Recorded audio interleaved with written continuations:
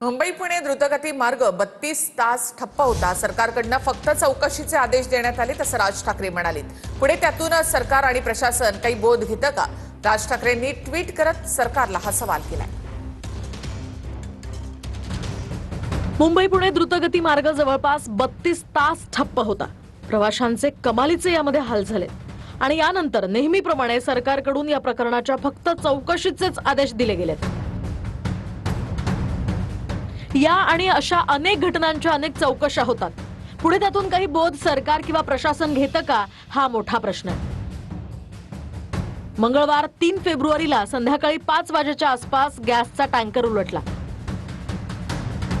त्यानंतर सुरक्षेचा पर्याय म्हणून वाहतूक थांबवली गेली, हे सुद्धा योग्य झालं। पण अशा घटना घडल्या तर काय काय उपाययोजना करून कमीत कमी वेळेत रस्ता मोकळा करता येईल, याचा कृती आराखडा प्रशासनाकडे तयार होता का? बाळासाहेबांच्या प्रेरणेतून हा द्रुतगती मार्ग उभा राहिला, त्याला आज 24 वर्ष उलटली। पण या काळात काय काय आपत्ती येऊ शकते, ना याचा विचार केला गेला, ना संपूर्ण रस्ता उत्तम दर्जाचा राहील हे पाहिलं गेलं। मधल्या काळात एकच गोष्ट तत्परतेने केली गेली, ती म्हणजे टोल वसुली। महाराष्ट्र नवनिर्माण सेनेचं टोलचं आंदोलन हे टोल घेण्याच्या बाबतीतलं नव्हतंच।